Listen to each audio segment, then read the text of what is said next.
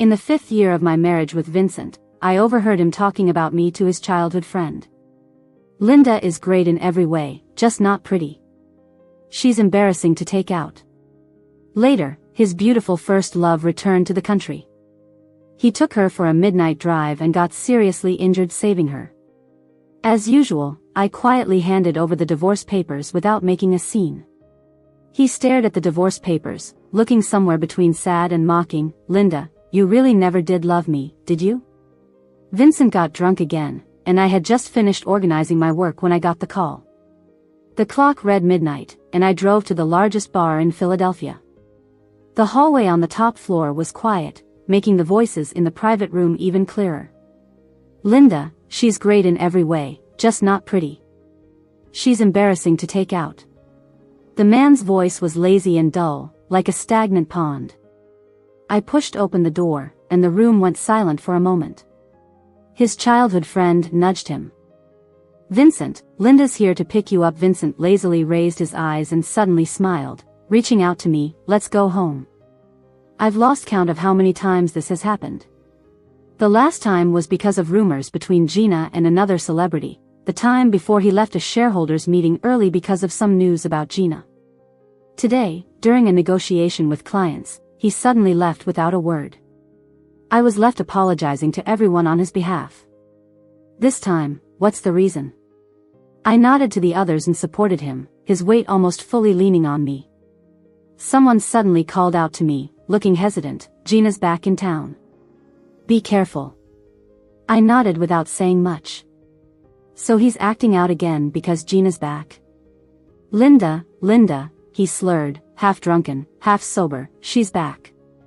The car window was half open, and a chilly breeze blew in. After a few seconds, he suddenly sobered up, looking at my profile and chuckling. Linda, you're really boring. It was the second time today he said I was boring. I guess someone more interesting has returned. I just hummed softly, not arguing back. This was typical of our relationship. Vincent would act out, wanting the world to know he despised me, and I always dealt with it in silence. He looked down on me, thought I wasn't pretty, not gentle, not interesting. He could always find 100 faults in me. Marrying me was just to fulfill Howard's last wish, or so he said. If my dad hadn't died working as a driver for the Smiths, and if Grandpa hadn't taken me into his home out of pity, I might have attended an ordinary college, worked a 9-to-5 job, and married an average man. No chance of ever crossing paths with someone from his world, let alone marrying the Smiths' only heir.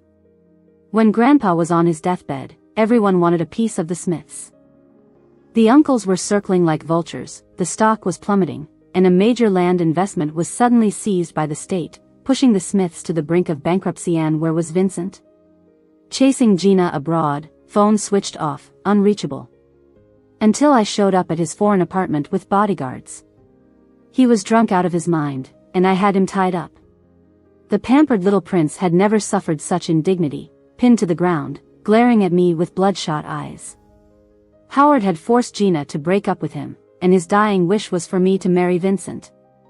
Grandpa's sick, he wants me to marry you. Linda, I don't know what tricks you used to win him over, but I'll never like you, let alone marry you. I looked down at the man on the floor and suddenly remembered when he was 17, sitting on the couch, lifting his head to kiss me. Linda, I think I kinda like you. It stirred my heart, only to be brutally cut short in the end. I slowly leaned back on the couch. Grandpa has temporarily given me control. If you don't marry me today, I can't guarantee that something won't happen to your beloved's company. I met his hateful eyes and spoke softly. You might have inherited your grandpa and dad's business acumen, an uncut gem, but the Smiths don't have time to wait for you to mature. Of course, you can choose to hold on to your shares, watch others slowly tear the Smiths apart, and continue your lavish life. He stared at me in a daze and in the end, chose to return to our home country to marry me. I was raised by Howard as his successor, and after graduating from college, he taught me everything personally. Vincent and Howard never got along since childhood, so Vincent never liked any of this. I needed a legitimate opportunity to take over the Smiths, and marrying Vincent was undoubtedly the fastest way. Later, when Howard passed away, Vincent and I maintained the appearance of a loving couple. During those turbulent years for the Smiths, even Vincent grew up quickly. He really inherited Howard and his father's business acumen, being decisive and ruthless without bloodshed. Only after we settled the restless factions in the Smiths and the company stabilized did Vincent revert to his old lazy self. Since that day, Vincent hadn't come home for half a month. But the company's PR department had already suppressed several photos of Vincent and Gina. When the assistant placed another photo of him dining with Gina in front of me, I dialed his number. There was a lot of background noise on the other end, mingled with the wind and a man's faint laughter. Linda. I tilted my head back, holding back the tears. Vincent, the company has stabilized over these years. Grandpa's wish has been fulfilled. Our marriage wasn't my idea initially. If that person you love is back, we can divorce. Vincent and Gina had had a passionate relationship back then. If Gina's father hadn't forced her to break up with Vincent and go abroad, they might have been married long ago. Over the years, I had often seen him get emotional over another woman. His voice turned cold on the other end. So, what are you trying to say? The wind grew louder, and suddenly I felt uneasy. Vincent, where are you? The call was abruptly cut off. A sharp pain twisted in my stomach. I leaned over the desk, breaking out in cold sweat. I saw my pale face reflected in the glass pane. It seemed my stomachache was acting up again. Closing my eyes, sadness washed over me all at once. Things that aren't meant to be yours will eventually have to be returned. In my pain-clouded mind, I suddenly thought of the first time I met Vincent. Vincent was 14 then, tall and handsome, his entire head buried in his hoodie. He looked annoyed and didn't want to speak to me. I later found out that Grandpa had to bribe him with pocket money to come pick me up. The journey was long, and I threw up in the car until there was nothing left. He extended a warm bottle of milk to me. I remember that hand reaching out in the dim light, almost glowing. Later, we attended the same middle school. At first, he didn't dislike me as much as he does now. He would bike me to school because of my car sickness, and would find me when I was locked in the girls' bathroom. As the scene changed, a lazy and mischievous teenager was tugging my ponytail. I'm heading to the internet cafe this afternoon. Snitch on me, and you're dead.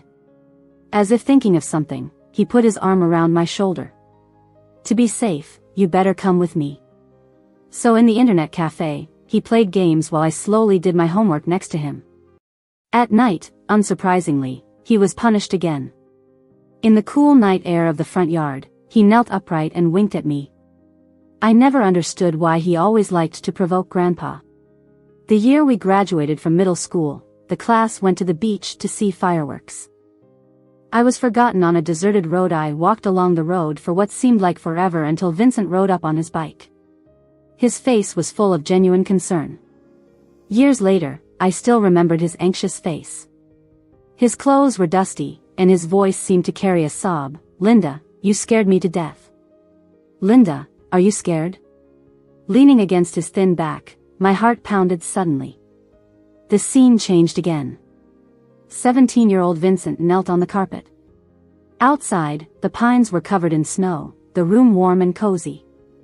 He looked up and kissed my lips. Linda, I think I'm kind of into you. I stared at his long eyelashes, feeling a bit like crying. And so, we clumsily started dating. Later, I pushed myself harder. Vincent didn't like learning the business skills, so I learned from Howard, completing one task after another, striving to become the best in Howard's eyes. Howard grew more satisfied with me, hired etiquette teachers for me, introduced me to everyone, and proudly said I was his dearest granddaughter. It only took 2 years to transform from a timid girl into a decisive and smart professional. Among the granddaughters-in-law Howard picked were always equally distinguished and beautiful ladies, never me. He always looked for strong alliances. It took almost all my courage to walk up to him, seeking a lasting chance with Vincent. Grandpa, can you consider me? Howard looked at me, seemingly not expecting me to say such a thing. He sighed in the end. But Linda, this path is tough.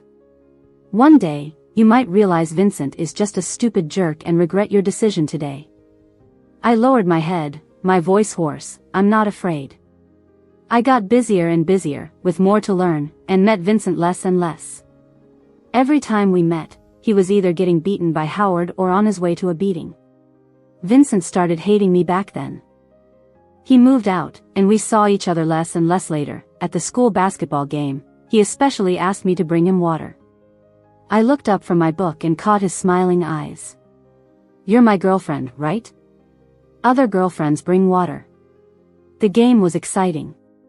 I happily went over, but he never looked at me. He hugged a girl who suddenly rushed out from behind him. Everyone knew Vincent and Gina were together yesterday. Who would still eagerly play the side chic role? Malice came from all directions, laced with contempt and ridicule. I slowly pulled back my hand, the cold bottle sending chills through my body. I just stared at Vincent, looked into his slightly mocking eyes. Really? I took 2 steps forward, looked up slightly, and saw his blatant, malicious smile and obvious arrogance. "Linda, you don't seriously think I would like you, right? Just a parasite living in my house thinking you're part of the family?" He reached out and tapped my forehead. "Use your pig brain and think. Could I possibly like you? I just felt sorry for you." He said that saying he liked me back then was just out of pity. It's been so long, I can hardly recall how I felt then. But arriving in Philadelphia, being ostracized because of my accent, being bullied by classmates because I was close to Vincent, living in constant fear of making the family hate me, breaking down over not understanding complex and boring things, all of that didn't hurt as much as that day when his cold, harsh eyes cut through my heart, letting the cold wind rush in. So cold. I tilted my head slightly and smiled. "Then, Vincent, we break up." Later, Vincent said that back then I was starting to resemble Howard more and more, treating people with the same indifference. I think he might be right. If it were the old me, I probably wouldn't have been able to face the humiliation from the boy I liked so calmly. Vincent had a car accident and was being rushed into surgery. The moment I hung up, I saw a notification on my phone. Gina suspected of being in a serious car accident during a race, seen arriving at the hospital distraught. Many in the comments wondered who the man causing Gina's distress was. With trembling hands, I clicked and saw the wristband on the person in the ambulance. That was the peace bracelet he got for us in our 3rd year of marriage from a temple, with a small gold lock on it. My bracelet was locked away in a drawer. I called a friend who was usually with Vincent and got the backstory. There was a small race at the club tonight. Vincent and Gina participated. During the race, they crashed into another car. To protect Gina in the passenger seat, Vincent got seriously hurt. On the other end, the person sounded guilty. "Linda, I didn't know it would turn out like this, but I really didn't mean it." With Vincent's skills, he could have avoided the crash entirely. In the dimly lit parking garage, my head rested on the steering wheel for a long time before I started the car and left. Going home, I turned on the lights, set the air conditioner to the lowest temperature, curled under the blanket, and fell into a deep sleep. In my dream, sometimes I was a teenager holding Vincent's hand secretly, sometimes it's scenes of him carrying me home drunk after celebratory drinks, sometimes it was Vincent lying in the hospital, his fate unknown. I'd wake up scared, seeing it's already daylight outside. The food delivery had arrived, and a message from my assistant came through. Vincent had a head injury, a severe concussion, but his life wasn't in danger. In the hospital room, the man was out of danger. Through the window of the hospital door, I saw him lying on the bed, pale, his head wrapped in bandages. He was staring at the window's direction. Beneath the window, a woman was lying on the sofa, her long black hair draped over her shoulders. I quietly watched for a while before turning and leaving. In the room, he seemed to sense something. He looked up but saw nothing. I went on with my work, and my assistant updated me on Vincent daily. A week passed without a word between us. Neither of us reached out. Assistant John gave me a look. The company's not busy these days, and there aren't many meetings. Boss Vincent seems really down. Maybe you should check on him. I sorted out the tasks to hand over, nearing the end. At the bottom of the stack of documents was a divorce agreement. Initially, I learned business management from Grandpa to match Vincent. But when the Wen family faced trouble, and the once mighty figure came to me for help, I had only one thought: to protect the Wen family. He had been kind to me. If not for Howard, I might have dropped out of school early, got a regular job, and married a regular man like other girls in town. After losing all my relatives, someone gave me a home. Howard was strict, but his gaze was mostly gentle. I nervously accepted this kindness from someone not related to me and worked my hardest to repay it. In the 2 years I was married to Vincent, I faced many threats: brakes tampered with, nearly hit by a truck, crazed attackers in malls seeking revenge. Each incident was aimed to take our lives. Yet, those years were the warmest in our marriage. We trusted each other completely, inseparable, always together. Then I had a miscarriage and was in a coma for a long time. When he was good to someone, he would give them the best of everything. It made me believe he truly loved me. One day, looking forward to our future, he got drunk and spoke with bitter hate and mockery. "Linda, you think I don't know you buttered up Grandpa just to marry me for money? You don't honestly believe I like you? You're still as easy to deceive as ever. You think I could love you? Really?" I stared blankly at his drunken face and bitterly smiled. Good thing, I almost believed he loved me again. In the afternoon, returning home, Vincent was already discharged, sitting in the dining room slowly having his porridge. The afternoon sun fell on his shoulders. He looked up at me, his eyes shining. "Linda is always so busy." The moment he opens his mouth, there's a hint of sarcasm. I ignored him, put my bag down, and went to the closet to change. He followed me, still with injuries on his face, watching my movements. He shouted a few times, and seeing my impatience, he looked inexplicably somewhat aggrieved. "I was in the hospital for 7 days. You didn't visit once." "My visit is useless, the doctor's visit is what matters." He lowered his eyes, smirked a bit, but said nothing and turned to leave. When I came out after my shower, I saw Vincent leaning on the couch, flipping through a document. He glanced up at me, a quick smile flickered and then vanished. It seemed like he thought it was the biggest joke ever. "You want a divorce?" I dried my damp hair, eyes calm, and just nodded with a light as I sat across from him. "I've had a lawyer draft the property division. You can take a look. The shares were left by Grandpa, so those are premarital. Only took what I deserved. This house was a gift from you and has my name on it, so it's mine. So, are you going to kick me out after I sign?"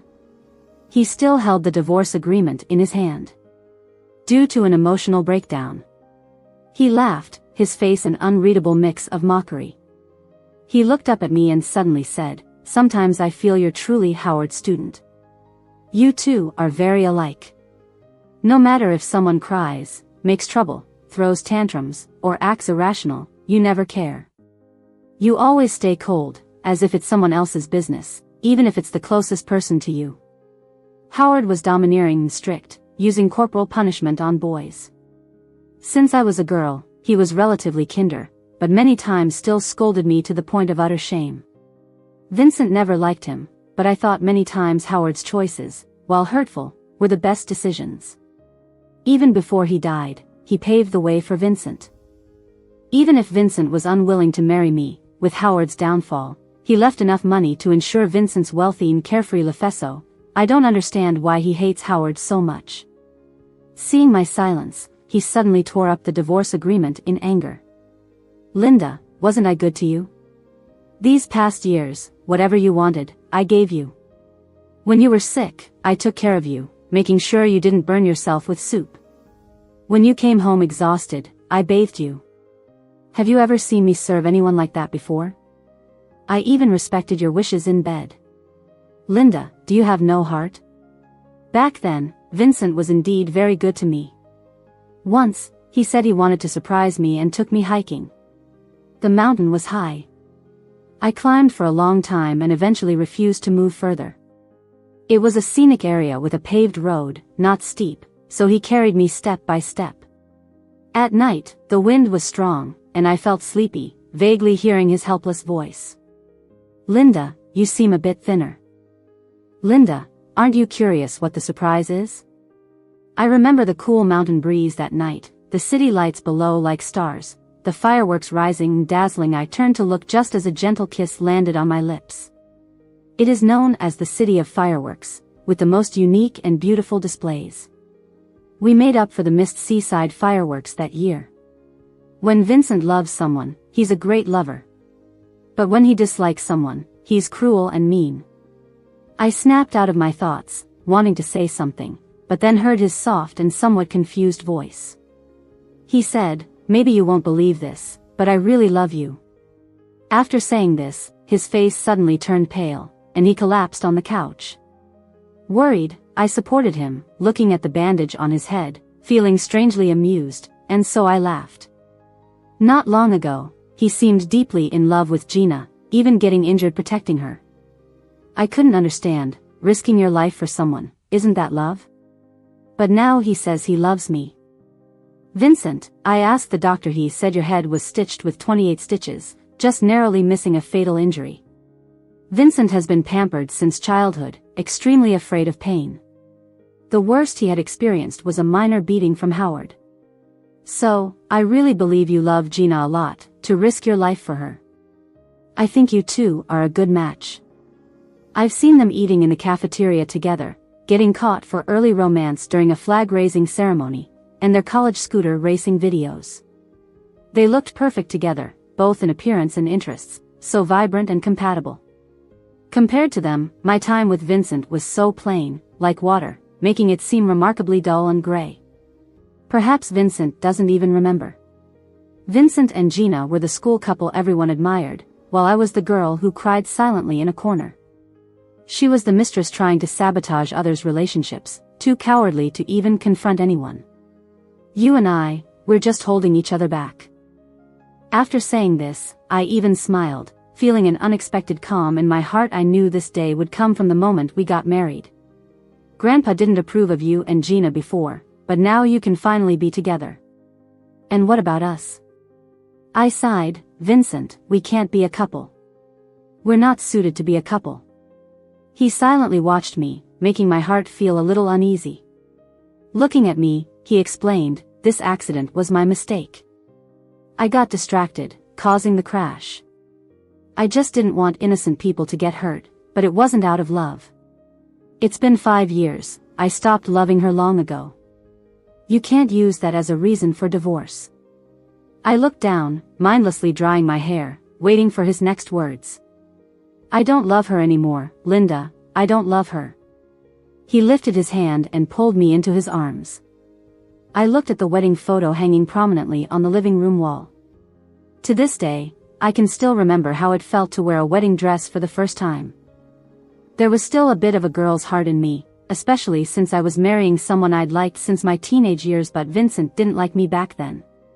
In that wedding photo, his face was delicate but exceptionally cold. There wasn't a hint of a smile. Right after the shoot, he leaned over and mocked me. Linda, I've heard you haven't dated anyone all these years. You still like me, don't you? I turned to look at him without saying a word. I knew that with someone like Vincent, the more you talk, the more he'd push his luck. If you stay silent, he'll lose interest and stop bothering you. I closed my eyes and whispered in his ear, Vincent, if you've stopped loving Gina after all these 5 years, then take another 5 years to fall in love with someone else. His body went rigid.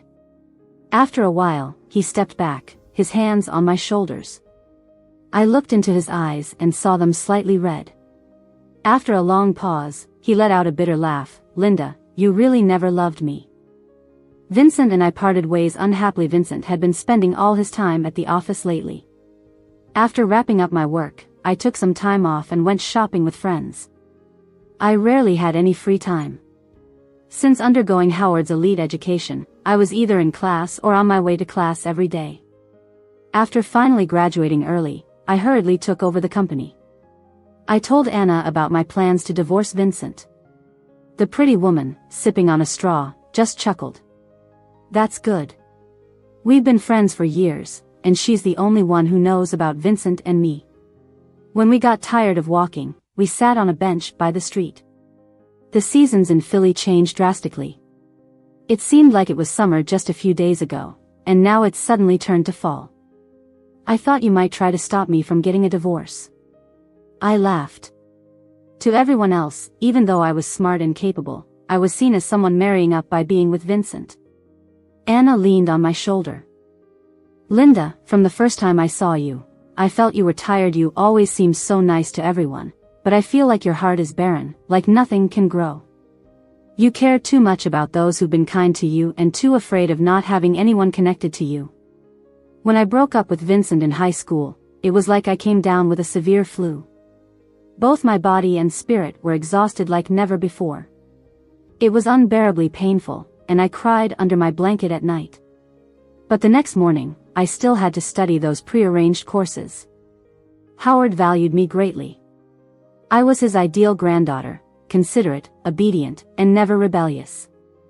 I dreaded seeing disappointment in his eyes. So, I was always on edge, never daring to slack off, strictly following all his demands. So Linda, happy divorce. He tore up the divorce agreement, so I had someone send it again. Whenever he opened his eyes, he'd see the already signed agreement. This went on for 2 months. Anna and I traveled the country, and then I returned to my old home. The old house had been torn down years ago and replaced with a new white 2-story building. Vincent kept sending me messages. Linda, do you have a heart? Do you have a heart? Linda, are you planning to spend your whole life like this with me? I miss you. The messages kept coming, flooding my phone screen. Linda, I'm sorry, I love you. Anna leaned over and glanced at the messages. He seems to really like you. Maybe. I played with the translucent white porcelain bottle, placed it on the table in the yard, and inserted a sunflower. But a person can like many people. In high school, he said he liked me, and I believed him. Later, when we got married, he said it many times too. But he easily abandoned me in high school, making me a joke in others' eyes. After marriage, he was still thinking about Gina, even willing to risk his life for her. His friends said that with Vincent's driving skills, he couldn't have dodged that car. I guess it's just that people get irrational when they care. Besides, he doesn't really like me. Didn't he say he likes you? Anna frowned. Maybe he feels humiliated that I filed for divorce and wants to mess with me. And anyway, I haven't liked him for a long time. Linda.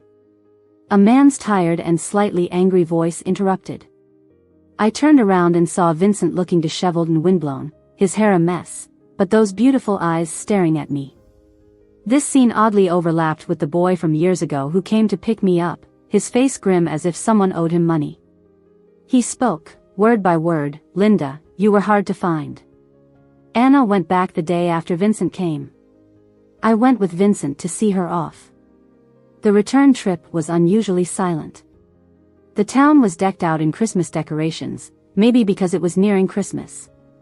Aren't you going back? I broke the silence. Vincent's family always gathers to have a meal on Christmas. Will you come with me? He asked. I lowered my head, burying my face in my scarf, my voice a bit weary. Vincent, I'm serious. I don't like you anymore. I'm very grateful for everything your family has done for me, but Vincent, I'm tired. From the day I entered that study, I've been on edge, always with a taut string in my mind.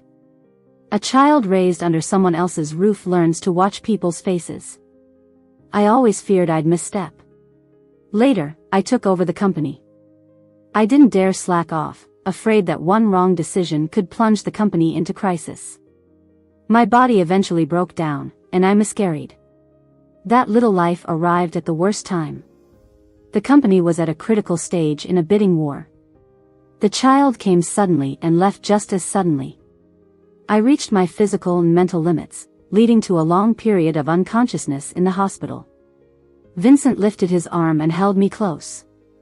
It's snowing, he said, tightening his embrace so I couldn't pull away. Linda, let me hold you a little longer. His voice trembled slightly. Did you ever like me? He kept asking that same question over and over in the snowy weather. I closed my eyes, feeling the melting snowflakes turn to water on my face. The year I liked him the most, it felt like a dagger was stabbed into my heart. For years, we shared a bed, the old wounds never healing. Even after we got married, I still liked him. But it was exhausting. Liking someone made me so tired. Even thinking about his past with someone else would make me inexplicably sad. I didn't want to feel this way. Linda, you've never liked me, he said, burying his face in my neck. Linda, you've never said you liked me. No matter what, even when I nearly died in the hospital from surgery, you didn't visit me once. When I got discharged, you couldn't wait to divorce me. Linda, you make me feel like a joke. Your heart seems untouchable. You only remember the bad things about me, but haven't you been cruel to me too? The next day, I went to buy a lot of decorations. Vincent worked from home. I stood on a stool in front of the Christmas tree, hanging ornaments looking up. I saw Vincent in the second-floor window. He watched me silently, lost in thought. We went to the riverside to set off fireworks. By the time we got back, it was 10 p.m. I walked slowly in front, and he followed beside me. Suddenly he asked, when I came that day, I overheard you talking to your friend. You said you didn't like me anymore. I want to know, during those years of marriage, did you ever like me?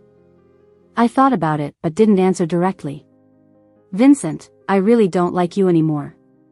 During those years of marriage, I felt something for him. But each time he acted recklessly for Gina, leaving me to clean up the mess and apologize, those feelings faded. Moreover, I lifted my head and smiled. Vincent, do you think I'm really stupid? That no matter what you say or do, just because you say you love me, I should come running and accept it? His face turned pale, as if he wanted to explain. Linda, no, it's not like that, You've hurt me, haven't you?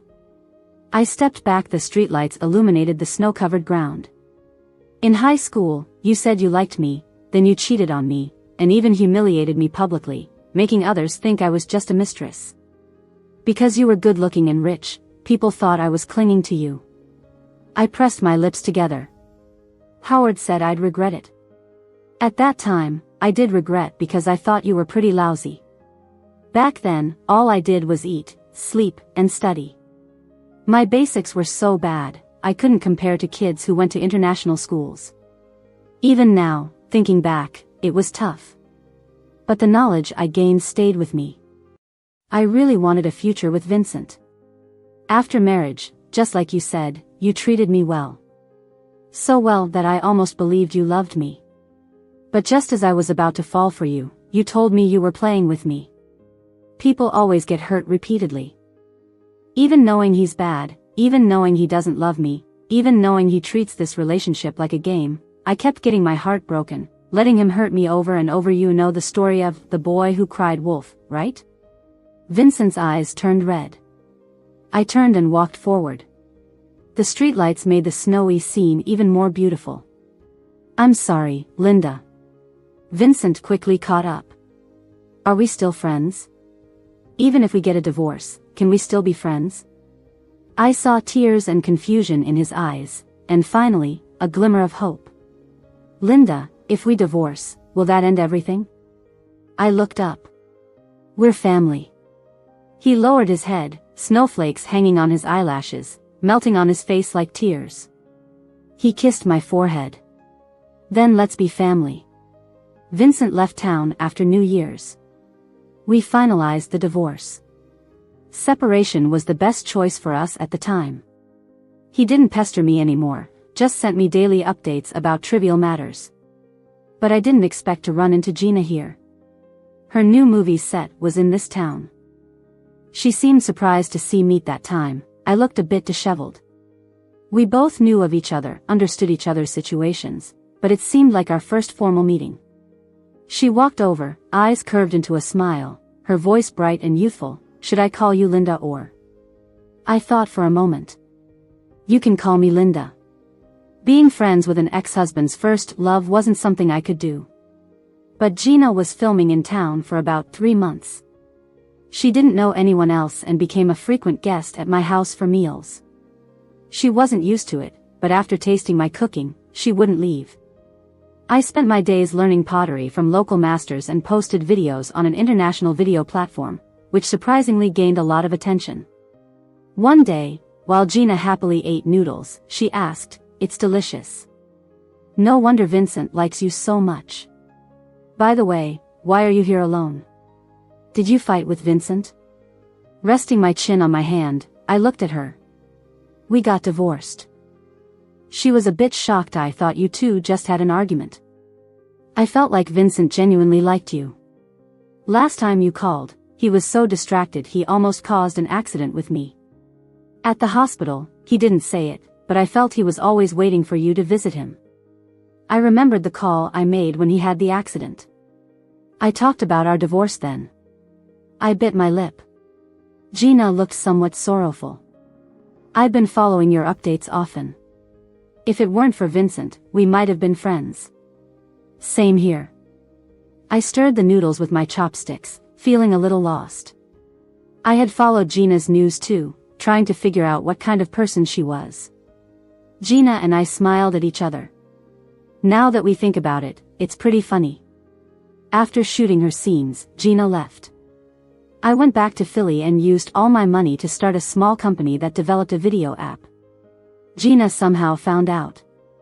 She immediately promoted it, even registered an account and posted over a minute-long video. Later, the video app inexplicably went viral. Riding the wave, I invited a bunch of A-list celebrities to join. I poured almost all my savings into the initial promotion.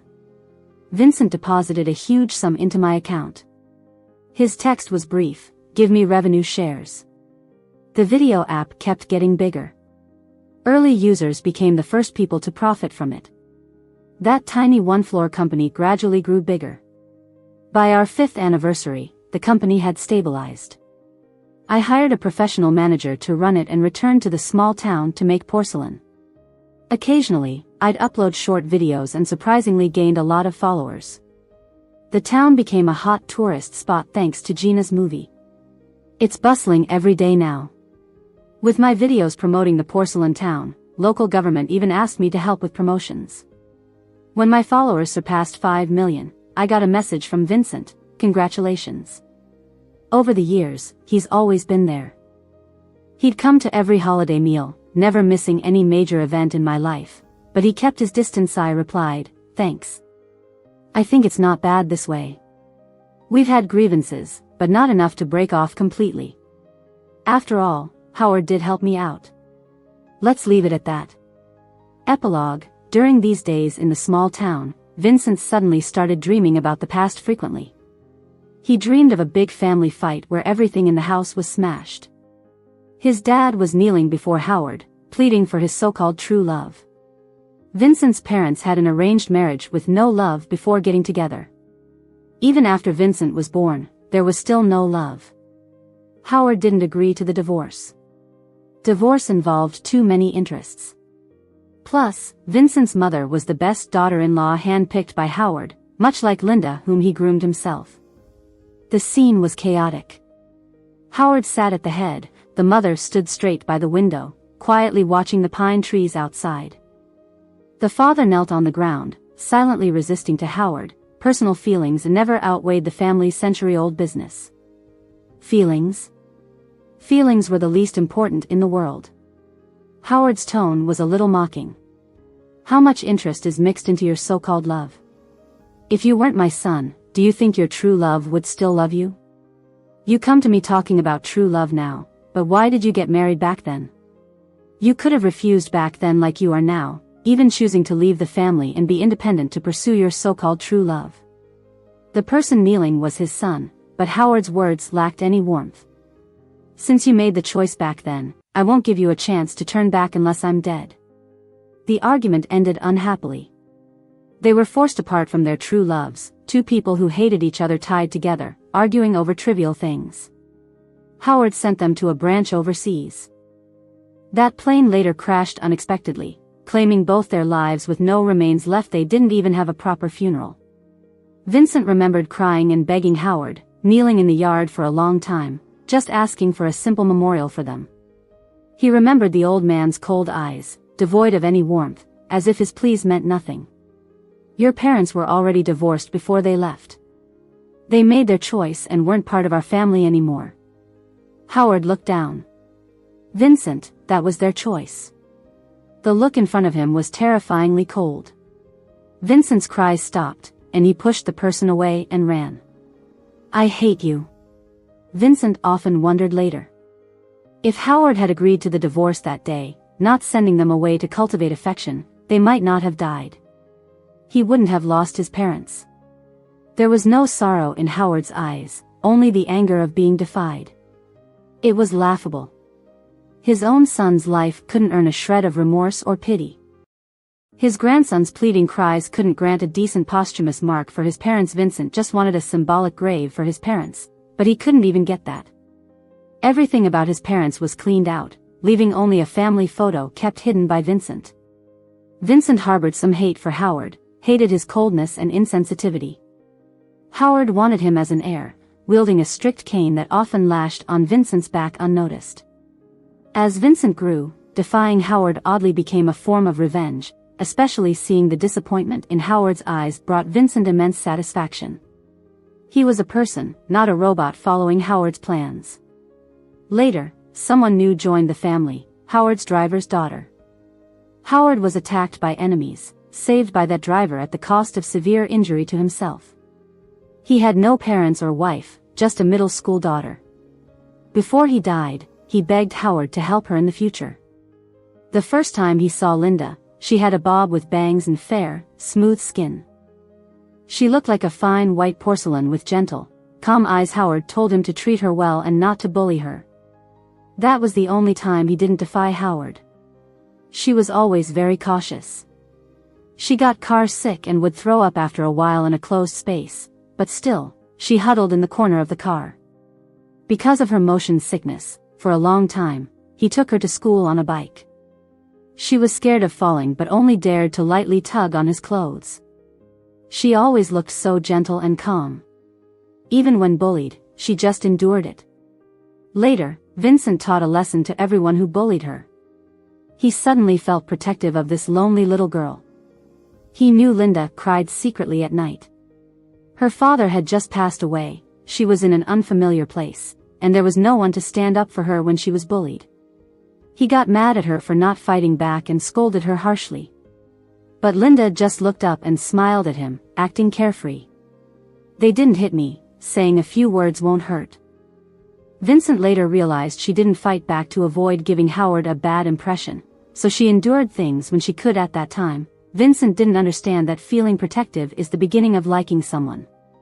Later, he found her adorable, the way she did homework, made tomato noodles, ran, and smiled, all of it brought him joy. But later on, Linda became more like Howard. She didn't show her feelings, and he could no longer see her heart through her eyes. One afternoon, Howard praised Linda in front of him, full of admiration. Linda is smart, a good match for you. When you're together, she can support you. Vincent rarely heard him praise someone like that, but Howard treated Linda like a piece of merchandise. And why Linda? Because Linda was kind, grateful, and alone, easily manipulated to work for them without fear of betrayal. Seeing Howard's satisfaction, Vincent smirked. You think I'll be like my parents, letting you have your way? He watched Linda accept Howard's arrangements, becoming a perfect woman fit to be the family's matriarch. For the first time, he felt betrayed. They should have been together. His feelings for her turned sour, and he started to hate Linda. Then he ended their first relationship in a horribly mean way. But Linda showed no reaction. She just looked at him calmly, without crying or anger, as if his tricks were insignificant. She didn't seem to care, making him look foolish. She said, "Vincent, then let's break up." Vincent watched her walk away, feeling bitter. He thought maybe Linda never liked him. She just used him to climb the family ladder.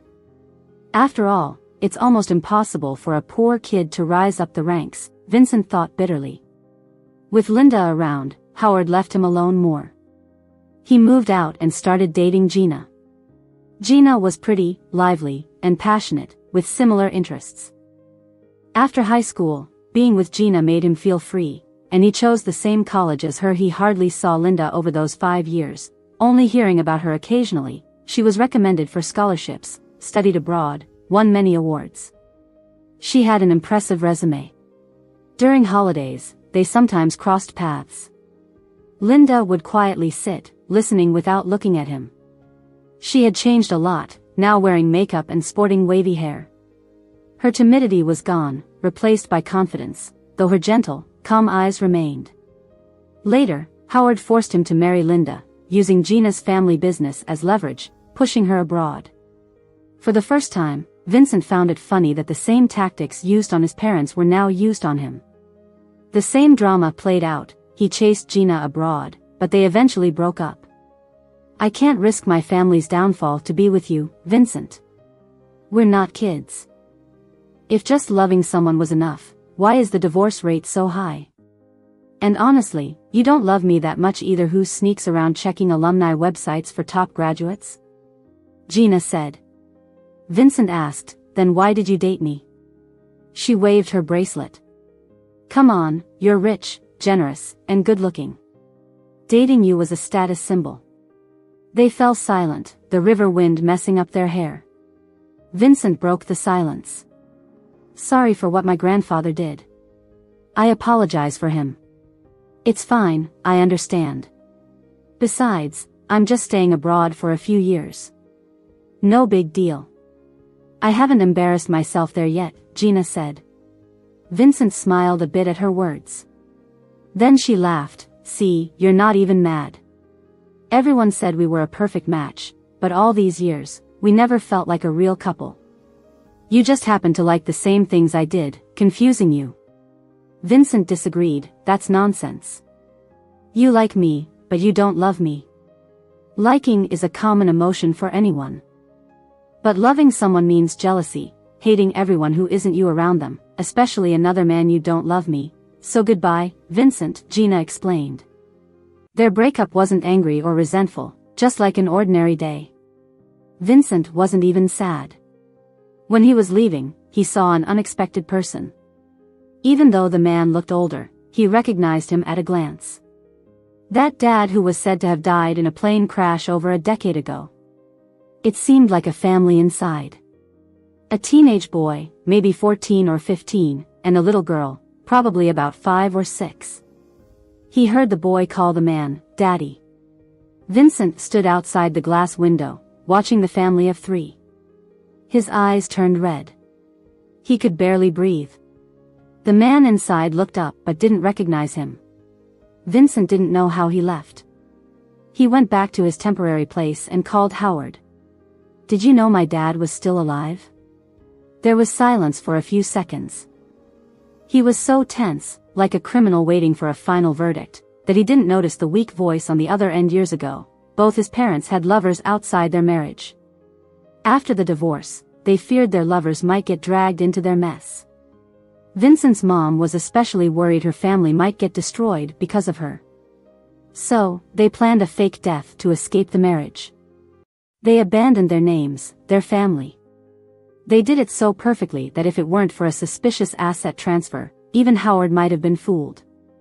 When Howard first found out the truth, he felt relieved. But then he was overwhelmed with anger.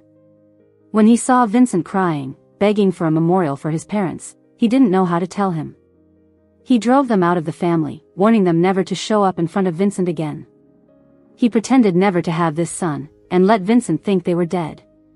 Vincent now knew why Howard didn't reveal the truth back then. How could he say it? Your parents didn't want you, they never even considered you. The old man's voice was soft on the other end. Vincent, don't feel sad for people who don't deserve it. Grandpa will give you the best.